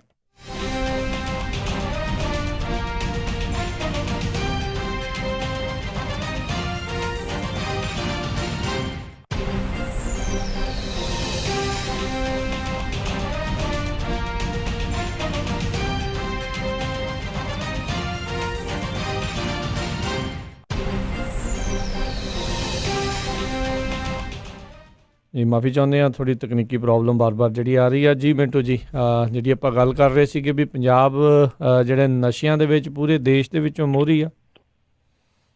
ਹਾਂਜੀ ਬਿਲਕੁਲ, ਕੇਂਦਰ ਦੀ ਇੱਕ ਰਿਪੋਰਟ ਆਈ ਆ ਜਿਹਦੇ ਵਿੱਚ ਉਹਨਾਂ ਨੇ ਖੁਲਾਸਾ ਕੀਤਾ ਵਾ ਕਿ ਪੂਰੇ ਦੇਸ਼ ਅੰਦਰੋਂ ਜਿਹੜੀ ਰਿਕਵਰੀ ਹੁੰਦੀ ਹੈ ਜਾਂ ਜਿਹੜੇ ਤਸਕਰ ਫੜੇ ਜਾਂਦੇ ਆ ਉਹਦੇ ਆਧਾਰ ਤੇ ਪੰਜਾਬ ਨੂੰ ਉਹਨਾਂ ਨੇ ਅਵਲ ਦਰਜਾ ਦਿੱਤਾ। ਉਹ ਕਹਿੰਦੇ ਆ ਕਿ 4 ਸਾਲਾਂ ਦੇ ਦੌਰਾਨ ਪੰਜਾਬ ਦੇ ਵਿੱਚ 46,909 ਤਸਕਰ ਜਿਹੜੇ ਉਹ ਗ੍ਰਿਫਤਾਰ ਕੀਤੇ ਗਏ ਆ। 2018 ਦਾ ਜੇ ਅੰਕੜਾ ਲਈਏ, ਜੇ ਹੈਰੋਇਨ ਨੂੰ ਆਪਾਂ ਦੇਖੀਏ ਤਾਂ 2018 ਚ 17 ਦੇ ਮੁਕਾਬਲੇ ਜ਼ਿਆਦਾ ਹੈਰੋਇਨ ਰਿਕਵਰ ਹੋਈ ਆ। 17 ਚ 406 ਕਿਲੋ ਤੇ 18 ਚ 481 ਕਿਲੋ, ਮਤਲਬ ਨਸ਼ਾ ਘਟਿਆ ਨਹੀਂ ਹੈ। ਕਿਉਂਕਿ ਆਪਣੇ ਪੰਜਾਬ ਦੇ ਅੰਦਰ ਜੇ ਦੇਖੀਏ ਤਾਂ ਨਸ਼ੇ ਤੇ ਬਹੁਤ ਪ੍ਰਕਾਰ ਦੇ ਆ, ਸੁੱਖਾ, ਗਾਂਜਾ, ਚਰਸ, ਹੇਠਲੇ ਲੈਵਲ ਦੇ ਆ, ਭੁੱਕੀ, ਫੀਮ, ਸ਼ਰਾਬ, ਇਹ ਤੇ ਸਭ ਕੁਛ ਪਿੱਛੇ ਰਹਿ ਜਾਂਦਾ। ਜਿੱਦਾਂ ਲਾ ਲਓ ਕਿ ਮੈਡੀਕਲ ਦੇ ਵਿੱਚ ਆ ਗਿਆ ਟਿਓਲੀਆਂ, ਕੈਪਸੂਲ। ਸਾਡੇ ਇੱਥੇ ਪੈਮਾਨਾ ਗਿਣਿਆ ਜਾਂਦਾ ਮੇਨਲੀ ਹੈਰੋਇਨ ਜਾਂ ਜੋ ਚਿੱਟਾ ਵਾ। ਤਾਂ ਜੇ ਇਹਦੀ ਰਿਕਵਰੀ ਵੇਖੀਏ ਤੁਸੀਂ ਤੇ ਉਹ ਆਪ ਹੀ ਅੰਦਾਜ਼ਾ ਲਾ ਲਓ ਕਿ 481 ਕਿਲੋ ਹੈਰੋਇਨ ਜਿਹੜੀ ਆ 2018 ਦੇ ਵਿੱਚ ਫੜੀ ਗਈ ਆ। ਤਾਂ ਇਹ ਅੰਕੜਾ ਦੱਸਦਾ ਹੈ ਕਿ ਪੂਰੇ ਦੇਸ਼ ਦੇ ਵਿੱਚ ਸਭ ਤੋਂ ਜ਼ਿਆਦਾ ਨਸ਼ਾ ਤਸਕਰ ਜੇ ਕਿਤੇ ਫੜੇ ਗਏ ਤਾਂ ਪੰਜਾਬ ਦੇ ਅੰਦਰ ਆ। ਉਹ ਨਸ਼ਾ ਤਸਕਰ ਫੜੇ ਜਾਣ ਦਾ ਮਤਲਬ ਕੀ ਆ? 2 ਮਤਲਬ ਆ। ਇੱਕ ਤੇ ਇਹ ਆ ਕਿ ਛੋਟੇ ਛੋਟੇ ਅਮਲੀ ਟਾਈਪ ਜਾਂ ਛੋਟੇ ਛੋਟੇ ਜਿਹੜੇ ਕਰਿੰਦੇ ਟਾਈਪ ਹੁੰਦੇ ਆ, ਉਹਨਾਂ ਨੂੰ ਫੜ ਕੇ ਜਿਹੜਾ ਕੇਸ ਦਰਜ ਕੀਤਾ ਜਾਂਦਾ ਉਹ ਨਸ਼ਾ ਤਸਕਰ ਹੀ ਗਿਣਿਆ ਜਾਂਦਾ ਕਿ ਨਸ਼ਾ ਤਸਕਰ ਆ। ਤੇ ਦੂਸਰੇ ਨੰਬਰ ਤੇ ਜੇ ਆਪਾਂ ਦੂਸਰਾ ਪੱਖ ਦੇਖੀਏ ਤਸਵੀਰ ਦਾ, ਦੂਜਾ ਪੱਖ ਇਹ ਆ ਕਿ ਜੋ ਵੀ ਆ, ਜੇ ਮੰਨ ਲਓ ਇਸ ਰਿਕਵਰੀ ਨੂੰ ਪੈਮਾਨਾ ਬਣਾਇਆ ਜਾਵੇ ਤਾਂ ਇਹ ਇੱਕ ਮਾਰਕੀਟ, ਐਸੀ ਮਾਰਕੀਟ ਹੈ ਜਿੱਥੇ ਵਪਾਰੀ ਆ ਕੇ ਮਾਰ ਕਰਦਾ ਹੈ। ਹੁਣ ਵਪਾਰੀ ਕਿੱਥੇ ਆਉਂਦਾ? ਜਿੱਥੇ ਖਪਤ ਜ਼ਿਆਦਾ ਹੋਵੇ। ਇਹਦਾ ਮਤਲਬ ਕਿ ਬਾਇਰ ਜਿਹੜੇ ਆ ਉਹ ਬਹੁਤ ਜ਼ਿਆਦਾ ਤੇ ਸਪਲਾਇਰ ਇਸੇ ਕਰਕੇ ਜ਼ਿਆਦਾ। ਤਾਂ ਇਹ ਛੋਟੀ ਜਿਹੀ ਵਸੋਂ ਵਾਲਾ ਸੂਬਾ ਜਿਹੜਾ ਉਹ ਨਸ਼ੇ ਦੀ ਖਪਤ ਦੇ ਮਾਮਲੇ ਦੇ ਵਿੱਚ ਕਿਤੇ ਅੱਗੇ ਆ ਜਾ ਚੁੱਕਾ ਵਾ। ਸੋ ਹੁਣ ਕੁਛ ਵੀ ਕਹੀ ਜਾਣ ਸਰਕਾਰਾਂ, ਕੁਛ ਵੀ ਕਹੀ ਜਾਣ ਇੱਥੋਂ ਦੇ ਅਫਸਰ, ਪਰ ਹਾਲਾਤ ਜਿਹੜੇ ਆ ਉਹ ਨਾਜ਼ੁਕ ਆ। ਖਾਸ ਤੌਰ ਤੇ ਦੇਖੋ ਸਿੰਥੈਟਿਕ ਡਰੱਗ ਆ, ਜਿਹੜਾ ਚਿੱਟਾ ਆ, ਫਲਾਂ, ਟਮਕਾ, ਤਾਂ ਉਹ ਸਿੰਥੈਟਿਕ ਡਰੱਗ ਵੀ ਨਹੀਂ ਰੁਕ ਰਿਹਾ। ਸਾਡੇ ਪੰਜਾਬ ਦੇ ਵਿੱਚ ਹੁਣ ਲੋਕ ਜਿਹੜੇ ਆ ਉਹ ਸਾਰੀਆਂ ਚੀਜ਼ਾਂ ਨੂੰ, ਜਿਵੇਂ ਮੈਂ ਕਿਹਾ ਕਿ ਸਾਰੀਆਂ ਚੀਜ਼ਾਂ ਨੂੰ ਪਿੱਛੇ ਛੱਡ ਚੁੱਕੇ ਆ। ਉਹ ਕਹਿੰਦੇ ਆ ਕਿ ਬੌੜੀ ਆ ਮਾਲਕ ਦੀ ਕਿ ਤੁਸੀਂ ਘੱਟੋ ਘੱਟ ਆ ਚਿੱਟਾ ਹੀ ਬੰਦ ਕਰਕੇ ਵਿਖਾ ਦਿਓ। ਤਾਂ ਹੁਣ ਜਦੋਂ ਵੀ ਮੰਨ ਲਓ ਕਿਤੇ ਟੈਲੀਵਿਜ਼ਨ ਤੇ ਡਿਬੇਟ ਹੁੰਦਾ, ਆਮ ਆਦਮੀ ਪਾਰਟੀ ਵਾਲੇ ਆਪ ਦਾ ਰੌਲਾ ਪਾ ਦਿੰਦੇ ਆ, ਜਿਹੜੇ ਹੈਗੇ ਆ ਅਕਾਲੀ ਉਹ ਆਪ ਦਾ ਪਾ ਦਿੰਦੇ ਆ, ਕਾਂਗਰਸੀ ਆਪ ਦਾ ਪਾ ਦਿੰਦੇ ਆ, ਮਤਲਬ ਕਿ ਰੋਲ ਕਚੋਲਾ ਵਾ।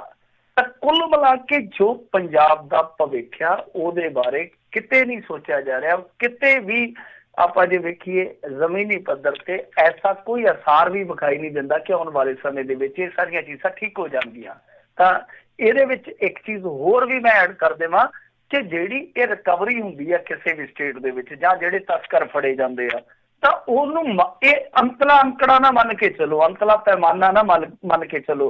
ਕਿਉਂਕਿ ਜੇ ਮੰਨ ਲਓ 1 ਕਿਲੋ ਹੈਰੋਇਨ ਫੜੀ ਗਈ ਆ ਉਸ ਇਲਾਕੇ ਦੇ ਵਿੱਚ, ਕਿਸੇ ਵੀ ਇਲਾਕੇ 'ਚ ਮੈਂ ਗੱਲ ਕਰਨਾ, ਤਾਂ 1 ਕਿਲੋ ਹੈਰੋਇਨ ਜੇ ਫੜੀ ਗਈ ਉਸ ਇਲਾਕੇ ਦੇ ਵਿੱਚ, ਸੋਚੋ ਕਿ 4 ਕਿਲੋ ਹੈਰੋਇਨ ਜਿਹੜੀ ਆ ਉਹ ਲੰਘ ਵੀ ਗਈ ਹੋਊਗੀ ਪੁਲਿਸ ਤੋਂ ਪਾਸੇ ਹੋ ਕੇ। ਤਾਂ ਇਹਦਾ ਮਤਲਬ ਇਹੋ ਆ ਕਿ ਪੰਜਾਬ ਦੇ ਵਿੱਚ ਜਿੰਨੀ ਰਿਕਵਰੀ ਹੁੰਦੀ ਆ ਉਸ ਤੋਂ ਕਈ ਗੁਣਾ ਜ਼ਿਆਦਾ ਨਸ਼ਾ ਜਿਹੜਾ ਉਹ ਰਗਾ ਤੱਕ ਪਹੁੰਚ ਜਾਂਦਾ, ਤੇ ਰਗਾ ਪਹੁੰਚ ਕੇ ਉਹ ਕੀ ਕਰਦਾ ਉਹ ਸਭ ਨੂੰ ਪਤਾ ਹੀ ਆ। ਬਿਲਕੁਲ ਜੀ। ਅਗਲੀ ਜਿਹੜੀ ਮਿੰਟੂ ਜੀ ਗੱਲ ਕਰਦੇ ਆ, ਕਹਿੰਦੇ ਵੀ ਚਾਈਨਾ ਵਿੱਚ ਫਸਿਆ ਪੰਜਾਬ ਦਾ ਨੇਵੀ ਦਾ ਨੌਜਵਾਨ। ਦੇਖੋ ਇਹ ਨੌਜਵਾਨ ਵਾਹਵਾ ਦਿਨਾਂ ਦਾ ਚਾਈਨਾ ਦੀ ਕਸਟਡੀ ਦੇ ਵਿੱਚ ਆ, ਪਰ ਕਮਾਲ ਦੀ ਗੱਲ ਆ ਕਿ ਸਾਡੇ ਇੱਥੇ ਰੌਲੇ ਹੋਰ ਹੀ ਨਹੀਂ ਮੁੱਕਦੇ। ਇਹੋ ਜਿਹੇ ਜਿਹੜੇ ਸੰਵੇਦਨਸ਼ੀਲ ਮੁੱਦੇ ਆ ਉਹ ਦਬ ਕੇ ਰਹਿ ਜਾਂਦੇ ਆ, ਕਿਉਂਕਿ ਇਹਨਾਂ ਜਵਾਨਾਂ ਦਾ ਕਿਹੜਾ ਕਸੂਰ ਹੁੰਦਾ? ਕੋਈ ਤੇ ਜੌਬ ਕਰਦੇ ਆ। ਮਰਚੈਂਟ ਨੇਵੀ ਦਾ ਜਿਹੜਾ ਅਫਸਰ ਸੀਗਾ ਜਗਮੀਤ ਸਿੰਘ, ਇਹ 5 ਮਹੀਨੇ ਤੋਂ ਚੀਨੀ ਪੁਲਿਸ ਦੀ ਹਿਰਾਸਤ ਦੇ ਵਿੱਚ ਆ। ਉਹ ਜੁਲਾਈ ਦੇ ਵਿੱਚ ਮੁੰਬਈ ਦੀ ਇੱਕ ਮਾਰਵਿਨ ਕੰਪਨੀ ਹੈ ਕੋਈ, ਉਹਦਾ ਸ਼ਿਪ ਲੈ ਕੇ ਗਿਆ ਸੀਗਾ, ਤੇ ਕੰਪਨੀ ਵਾਲੇ ਨੇ ਕਿਹਾ ਸੀਗਾ ਕਿ ਜੋ ਵੀ ਡਾਕੂਮੈਂਟਸ ਜ਼ਰੂਰੀ ਆ, ਦਰਕਾਰ ਆ, ਉਹ ਪਿੱਛੇ ਪਹੁੰਚਾ ਦਿੱਤੇ ਜਾਣਗੇ। ਤਾਂ ਬਾਅਦ ਦੇ ਵਿੱਚ ਦੱਸਦੇ ਆ ਕਿ ਜਦੋਂ ਇਹ ਚੀਨੀ ਹੱਦ ਦੇ ਵਿੱਚ ਦਾਖਲ ਹੋਏ ਆ ਉਦੋਂ ਤੱਕ ਉਹ ਜਿਹੜੇ ਡਾਕੂਮੈਂਟ ਸੀਗੇ ਉਹ ਉਹਨਾਂ ਨੇ ਨਹੀਂ ਪਹੁੰਚਾਏ। ਸਿੱਟੇ ਵਜੋਂ ਉਹਨਾਂ ਨੇ ਕਰੂ ਸਮੇਂ ਇਹਨੂੰ ਜਗਦੀਪ ਸਿੰਘ ਨੂੰ ਹਿਰਾਸਤ 'ਚ ਲੈ ਲਿਆ ਜੀ। ਤਾਂ ਉਸ ਤੋਂ ਬਾਅਦ ਦੇਖੋ ਹੁਣ ਗਲਤੀ ਤੇ ਸਾਰੀ ਸ਼ਿਪ ਕੰਪਨੀ ਦੀ ਆ। ਉਸ ਤੋਂ ਬਾਅਦ ਇਹਨਾਂ ਨੇ ਬਹੁਤ ਪੱਤਰ ਵਿਚਾਰ ਕੀਤੀ ਕਿ ਚਾਰਾਜੋਈ ਕੀਤੀ, ਉਹਨੂੰ ਵੀ ਚਿੱਠੀ ਲਿਖੀ, ਉਹਨੂੰ ਵੀ ਕੀਤਾ, ਪਰ ਉਹ ਜੋ ਖਤੋ ਖਤਾਬਤ ਸੀਗੀ ਉਹ ਰਹਿ ਗਈ ਉਸੇ ਤਰ੍ਹਾਂ ਦੀ। ਕਿਉਂਕਿ ਇੱਕ ਤੇ ਇਹ ਆ ਕਿ ਜਗਬੀਰ ਸਿੰਘ ਦਾ ਜਿਹੜਾ ਪਿਤਾ ਉਹ ਅਕਾਲੀ ਆ, ਤੁਹਾਨੂੰ ਪਤਾ ਸੂਬੇ ਦੇ ਵਿੱਚ ਸਰਕਾਰ ਕਾਂਗਰਸ ਦੀ, ਇਹ ਚੀਜ਼ਾਂ ਕਈ ਵਾਰ ਜਿਹੜੀਆਂ ਉਹ ਮੁਸ਼ਕਲ ਖੜੀ ਕਰ ਦਿੰਦੀਆਂ। ਦੂਜੀ ਚੀਜ਼ ਇੱਕ ਹੋ ਰਿਹਾ ਕਿ ਜਿਹੜੀ ਕੇਂਦਰ ਦੀ ਸਰਕਾਰ ਹੈ, ਕਿਉਂਕਿ ਹੁਣ ਦੇਖੋ 2 ਦੇਸ਼ਾਂ ਦਾ ਮਸਲਾ ਇੱਕ ਕੌਮਾਂਤਰੀ ਮਸਲਾ ਹੁੰਦਾ ਹੈ, ਉਹਦੇ ਵਿੱਚ ਸਟੇਟ ਚਾਹ ਕੇ ਵੀ ਕੁਛ ਨਹੀਂ ਕਰ ਸਕਦੀ। ਹਾਂ, ਸਟੇਟ ਜਿਹੜੀ ਆ ਉਹ ਕੇਂਦਰ ਤੱਕ ਬਿਹਤਰ ਪਹੁੰਚ ਕਰ ਸਕਦੀ ਆ। ਜੋ ਕਰਨਾ ਹੁੰਦਾ ਕੇਂਦਰ ਸਰਕਾਰ ਨੇ। ਤਾਂ ਕੇਂਦਰ ਸਰਕਾਰ ਦਾ ਵੀ ਰੁਖ ਇਸ ਮਾਮਲੇ ਦੇ ਵਿੱਚ ਦੱਸਦੇ ਆ ਕਿ ਬੜਾ ਜੇ ਕਹੀਏ ਘਸਿਆ ਪਿਟਿਆ, ਬਹੁਤ ਢਿੱਲ ਮੱਠਾ ਵਾਲਾ। ਤਾਂ ਹੁਣ ਇਹ ਪਰਿਵਾਰ ਜਿਹੜਾ ਉਹ ਮੀਡੀਆ ਰਾਹੀਂ ਗੁਹਾਰ ਲਾ ਰਿਹਾ ਕਿ ਸਾਡੇ ਪਰਿਵਾਰ ਦੇ ਜੀ ਨੂੰ, ਟੱਬਰ ਦੇ ਇਸ ਮੈਂਬਰ ਨੂੰ ਵਾਪਸ ਲਿਆਂਦਾ ਜਾਵੇ, ਕਿਉਂਕਿ ਉਹਦੀ ਉਮਰ ਵੀ ਵੈਸੇ ਕੋਈ ਜ਼ਿਆਦਾ ਨਹੀਂ ਹੈ, 30-31 ਸਾਲ ਦਾ ਹੀ ਹੈ। ਪਰ ਚਲੋ ਉਮਰ ਕੋਈ ਵਡੇਰੀ ਵੀ ਹੋਵੇ ਤੇ ਕੋਈ ਫਰਕ ਨਹੀਂ ਪੈਂਦਾ, ਕਿਉਂਕਿ ਟੱਬਰ ਦੇ ਲਈ ਜੀ ਤਾਂ ਜੀ ਹੈ ਨਾ। ਤਾਂ ਉਹਨੂੰ ਆਪਣਾ ਟੱਬਰ ਦਾ ਜੀ ਸਮਝਣਾ ਚਾਹੀਦਾ ਸਰਕਾਰਾਂ ਨੂੰ, ਕਿਉਂਕਿ ਇੱਥੋਂ ਦਾ ਨਾਗਰਿਕ ਆ, ਮਰਚੈਂਟ ਨੇਵੀ ਦਾ ਅਫਸਰ ਹੋਇਆ। ਤਾਂ ਉਹ ਬੰਦਾ ਜਿਹੜਾ ਕਿ ਬਿਨਾਂ ਕਿਸੇ ਕਸੂਰ ਤੋਂ ਕਿਸੇ ਮੁਲਕ ਦੀ ਜੇਲ੍ਹ ਦੇ ਵਿੱਚ ਸੜ ਰਿਹਾ, ਉਹਦੀ ਰਿਹਾਈ ਵਾਸਤੇ ਜਲਦ ਜਿਹੜੇ ਯਤਨ ਨੇ ਇਹਨਾਂ ਨੂੰ ਕਰਨੇ ਚਾਹੀਦੇ ਆ। ਜੀ। ਅਗਲੀ ਜਿਹੜੀ ਗੱਲ ਕਰਦੇ, ਕਹਿੰਦੇ ਸਮੂਹ ਪੰਥਕ ਜਥੇਬੰਦੀਆਂ ਦਾ ਅਗਲੇ ਸਾਲ ਹੋਵੇਗਾ ਸਾਂਝਾ ਇਜਲਾਸ, ਗਿਆਨੀ ਹਰਪ੍ਰੀਤ ਸਿੰਘ ਹੋਣਾ ਨੇ ਆਖਿਆ। ਦੇਖੋ ਗਿਆਨੀ ਹਰਪ੍ਰੀਤ ਸਿੰਘ ਹੋਰਾਂ ਨੇ ਐਲਾਨ ਤੇ ਕਰ ਦਿੱਤਾ। ਵੈਸੇ ਇਸ ਐਲਾਨ ਦਾ ਸਵਾਗਤ ਕਰਨਾ ਚਾਹੀਦਾ। ਗਿਆਨੀ ਹਰਪ੍ਰੀਤ ਸਿੰਘ ਹੋਰੀ ਲਗਾਤਾਰ ਜਿਹੜੇ ਆ ਨਾ ਕੁਝ ਚੰਗੇ ਕੰਮ ਕਰਦੇ ਵੀ ਰਹਿੰਦੇ ਆ। ਅੱਜ ਵੀ ਉਹਨਾਂ ਨੇ ਇੱਕ ਬਿਆਨ ਦਿੱਤਾ ਜੋ ਇਹਨਾਂ ਨੇ ਇਹ ਲਿਆਂਦਾ ਬਿੱਲ, ਨਾਗਰਿਕਤਾ ਸੋਧ ਬਿੱਲ, ਉਹਦੇ ਬਾਬਤ ਵੀ ਉਹਨਾਂ ਨੇ ਕਿਹਾ ਕਿ ਇਹ ਜਿਹੜਾ ਉਹਦੇ ਵਿੱਚ ਸਾਰੇ ਧਰਮਾਂ ਨੂੰ ਸ਼ਾਮਲ ਕੀਤਾ ਜਾਣਾ ਚਾਹੀਦਾ ਜਿਹੜਾ ਬਿੱਲ ਆ। ਤਾਂ ਉਹਨਾਂ ਨੇ ਇਹਦੇ ਤੇ ਪ੍ਰਤੀਕਰਮ ਦਿੱਤਾ। ਗਿਆਨੀ ਇੱਕ ਜਿਹੜੇ ਪਿਛਲੇ ਸੀਗੇ, ਮੈਨੂੰ ਨਾਂ ਭੁੱਲ ਗਿਆ ਉਹਨਾਂ ਦਾ, ਜਿਹੜੇ ਪਿਛਲੇ ਗੁਰਬਚਨ ਜੀ, ਉਹ ਤੇ ਗਿਆਨੀ ਗੁਰਬਚਨ ਸਿੰਘ ਜੀ, ਹਾਂਜੀ, ਤਾਂ ਉਹ ਤਾਂ ਬੋਲਦੇ ਹੀ ਘੱਟ ਸਨ। ਉਹ ਤਾਂ ਪੁੱਛ ਕੇ ਬੋਲਦੇ ਸੀ ਇਹੋ ਜਿਹੇ ਸੰਵੇਦਨਸ਼ੀਲ ਮੁੱਦਿਆਂ ਤੇ। ਤਾਂ ਘੱਟੋ ਘੱਟ ਪ੍ਰਤੀਕਰਮ ਜਿਹੜੇ ਖੁੱਲ ਕੇ ਦਿੰਦੇ ਆ। ਤਾਂ ਖੈਰ ਇਹਨਾਂ ਨੇ ਹੁਣ ਐਲਾਨ ਕੀਤਾ, ਉਹ ਕਹਿੰਦੇ ਕਿ ਸਿੱਖ ਪੰਥ ਦੇ ਮਸਲਿਆਂ ਤੇ ਵਿਚਾਰ ਅਤੇ ਉਹਨਾਂ ਦੇ ਢੁਕਵੇਂ ਹੱਲਾਂ ਲਈ ਅਗਲੇ ਸਾਲ ਮਾਰਚ 2020 ਚ ਸ੍ਰੀ ਅਨੰਦਪੁਰ ਸਾਹਿਬ ਵਿਖੇ ਸਮੂਹ ਪੰਥਕ ਜਥੇਬੰਦੀਆਂ ਦਾ ਇੱਕ ਸਾਂਝਾ ਇਜਲਾਸ ਸੱਦਣ ਦੇ ਯਤਨ ਕੀਤੇ ਜਾ ਰਹੇ ਹਨ। ਤਾਂ ਇਹ ਉਹਨਾਂ ਦਾ ਕਹਿਣਾ ਹੈ। ਤਾਂ ਜੋ ਰੂਪ ਰੇਖਾ ਹੈ ਮੁੱਢਲੀ, ਤਾਂ ਉਹ ਇਹਨਾਂ ਨੇ ਸਾਂਝੀ ਕੀਤੀ ਹੈ ਕਿ ਇਸ ਇਜਲਾਸ 'ਚ ਸ਼੍ਰੋਮਣੀ ਕਮੇਟੀ ਯਾਨੀ ਜੋ ਸ਼੍ਰੋਮਣੀ ਗੁਰਦੁਆਰਾ ਪ੍ਰਬੰਧਕ ਕਮੇਟੀ ਹੈ, ਦਿੱਲੀ ਕਮੇਟੀ, ਤਖਤ ਸ਼੍ਰੀ ਹਜ਼ੂਰ ਸਾਹਿਬ, ਤਖਤ ਸ਼੍ਰੀ ਹਰਿਮੰਦਰ ਸਾਹਿਬ ਪਟਨਾ ਦਾ ਜੋ ਟਰੱਸਟ ਹੈ ਉਹ, ਅਤੇ ਇਸ ਤੋਂ ਇਲਾਵਾ ਸੰਤ ਸਮਾਜ, ਸੇਵਾ ਪੰਥੀ, ਨਿਹੰਗ ਜਥੇਬੰਦੀਆਂ, ਮਿਸ਼ਨਰੀ ਸੰਸਥਾਵਾਂ ਆਦਿ ਨੂੰ ਸੱਦਾ ਦਿੱਤਾ ਜਾਊਗਾ। ਤਾਂ ਮੇਰੇ ਖਿਆਲ ਦੇ ਨਾਲ ਇੱਕ ਚੰਗੀ ਗੱਲ ਆ, ਬਹੁਤ ਵਧੀਆ ਗੱਲ ਆ ਕਿ ਹੁਣ ਇਹਨਾਂ ਨੂੰ ਇੱਥੇ ਵਿਚਾਰ ਕਰ ਲੈਣੀ ਚਾਹੀਦੀ ਹੈ। ਇਸ ਥਾਂ ਤੇ, ਇਸ ਪੜਾਅ ਤੇ ਵੈਸੇ ਤਾਂ ਬਹੁਤ ਲੇਟ ਹੋ ਗਿਆ, ਹੁਣ ਵੀ ਇਹਨਾਂ ਨੂੰ ਵਿਚਾਰ ਕਰ ਲੈਣੀ ਚਾਹੀਦੀ ਹੈ ਕਿ ਜੋ ਵਿਵਾਦਤ ਮੁੱਦੇ ਆ ਜਿਨ੍ਹਾਂ ਦੇ ਨਾਲ ਇੱਕ ਤੇ ਏਕਤਾ ਜਿਹੜੀ ਉਹ ਪ੍ਰਭਾਵਿਤ ਹੁੰਦੀ ਆ, ਦੂਜਾ ਇਹ ਆ ਕਿ ਆਉਣ ਵਾਲੇ ਸਮੇਂ ਦੇ ਵਿੱਚ ਇਹ ਦੁਬਿਧਾਵਾਂ ਜਿਹੜੀਆਂ ਉਹਨਾਂ 'ਚ ਇਜ਼ਾਫਾ ਹੋ ਰਿਹਾ। ਤਾਂ ਇਹ ਚੀਜ਼ਾਂ ਜੇ ਹੁਣ ਤੋਂ ਸੌਟ ਕਰਨ ਲੱਗਣ, ਹੱਲ ਕਰਨ ਲੱਗਣ, ਤਾਂ ਬਹੁਤ ਸਮਾਂ ਲੱਗੇਗਾ ਸਹਿਮਤੀ ਬਣਨ ਦੇ ਵਿੱਚ। ਪਰ ਇਹ ਆ ਕਿ ਜਿਹੜਾ ਭਵਿੱਖ ਆ, ਆਉਣ ਵਾਲਾ ਸਮਾਂ ਆ, ਉਹਨੂੰ ਠੀਕ ਕੀਤਾ ਜਾ ਸਕਦਾ ਹੈ। ਜੋ ਚੀਜ਼ਾਂ ਪਿੱਛੇ ਵਾਪਰੀਆਂ ਨੇ ਉਹਨਾਂ ਤੋਂ ਸਬਕ ਲੈ ਕੇ, ਜੋ ਚੀਜ਼ਾਂ ਵਾਪਰ ਰਹੀਆਂ ਨੇ ਵਰਤਮਾਨ ਦੇ ਵਿੱਚ, ਉਹਨਾਂ ਚੀਜ਼ਾਂ ਨੂੰ ਦਰੁਸਤ ਕਰਕੇ ਅਗਲਾ ਆਉਣ ਵਾਲਾ ਸਮਾਂ ਜਿਹੜਾ ਠੀਕ ਕੀਤਾ ਜਾ ਸਕਦਾ। ਤਾਂ ਦੇਖਦੇ ਆ ਏਕਤਾ ਹੁੰਦੀ ਆ ਜਾਂ ਨਹੀਂ। ਐਸੇ ਔਖੀ ਆ, ਪਰ ਫਿਰ ਵੀ ਇਹਨਾਂ ਨੂੰ ਉਹ ਜਿਹੜਾ ਕਿ ਸ਼ੇਅਰ ਹੈ ਕਿਸੇ ਦਾ ਬੜਾ ਵਧੀਆ ਸ਼ੇਅਰ ਆ, ਉਹ ਯਾਦ ਰੱਖਣਾ ਚਾਹੀਦਾ कि एक हो जाए तो बन सकते हैं खुर्शीदे मोबी वरना इन बिखरे हुए तारों से क्या काम बने। जे मतलब कि ਜਿਹੜੇ ਤਾਰੇ ਹੁੰਦੇ ਆ ਇਕੱਲੇ ਇਕੱਲੇ ਹੁੰਦੇ ਆ, ਕੱਖ ਵੀ ਨਹੀਂ ਬਣਦਾ ਉਹਨਾਂ ਤੋਂ। ਪਰ ਜੇ ਤਾਰੇ ਇਕੱਠੇ ਹੋ ਜਾਣ ਤਾਂ ਖੁਰਸ਼ੀਦੇ ਮੂਵੀ ਮਤਲਬ ਕਿ ਇੱਕ ਚਮਕਦਾ ਸੂਰਜ ਬਣ ਜਾਣਗੇ। ਸੋ ਇਹ ਜਿਹੜੀ ਏਕਤਾ ਦੀ ਪੱਟੀ ਹੈ ਉਹ ਇਹਨਾਂ ਨੂੰ ਪੜ੍ਹਨੀ ਚਾਹੀਦੀ ਹੈ ਤੇ ਨਾਲ ਫਿਰ ਦੂਸਰੀ ਜਿਹੜੀ ਕੌਮ ਹੈ ਉਹਨੂੰ ਪੜ੍ਹਾਉਣੀ ਚਾਹੀਦੀ ਹੈ। ਜੀ ਜੀ। ਤੇ ਜਾਂਦੇ ਜਾਂਦੇ ਮਿੰਟੂ ਜੀ ਗੱਲ ਕਰਦੇ ਹਾਂ, ਕਹਿੰਦੇ ਕੈਬਨਿਟ ਸਬ ਕਮੇਟੀ ਨੇ ਅਵਾਰਾ ਪਸ਼ੂਆਂ ਨਾਲ ਨਜਿੱਠਣ ਲਈ ਸਾਰੇ ਵਿਭਾਗਾਂ ਨੂੰ ਸਾਂਝੀ ਕਾਰਵਾਈ ਕਰਨ ਦਾ ਦਿੱਤਾ ਹੈ ਸੱਦਾ।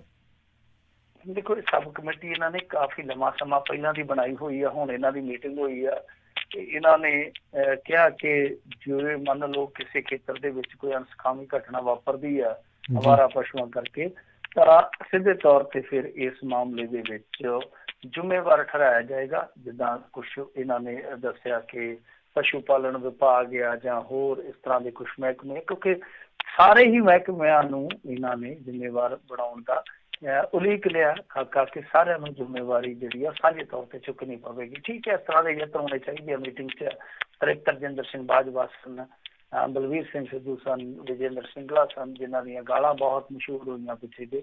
ਫਿਰ ਇਸ ਤੋਂ ਇਲਾਵਾ ਬ੍ਰਹਮਿੰਦਰਾ ਸਨ। ਤਾਂ ਠੀਕ ਹੈ, ਚਲੋ ਜੇ ਕੁਛ ਕਰਨ ਤੇ ਠੀਕ ਹੈ ਨਾ। ਜੇ ਇਕੱਲੀਆਂ ਮੀਟਿੰਗਾਂ ਦੇ ਵਿੱਚ ਉੱਥੇ ਚਾਹ ਪੀ ਕੇ ਤੇ ਪਕੌੜੇ ਖਾ ਕੇ ਉੱਠ ਜਾਣਾ ਤੇ ਫਿਰ ਉਹਦਾ ਫਾਇਦਾ ਕੀ ਆ। ਉਹ ਜਿਵੇਂ ਆਂਦੇ ਹੁੰਦੇ ਆ ਨਾ ਕਿ ਮੂੰਹ ਚੁੰਮਾ ਟੁੱਕ ਦਿਆ ਨਾ ਖਾ ਪੁੱਤ ਖਾ।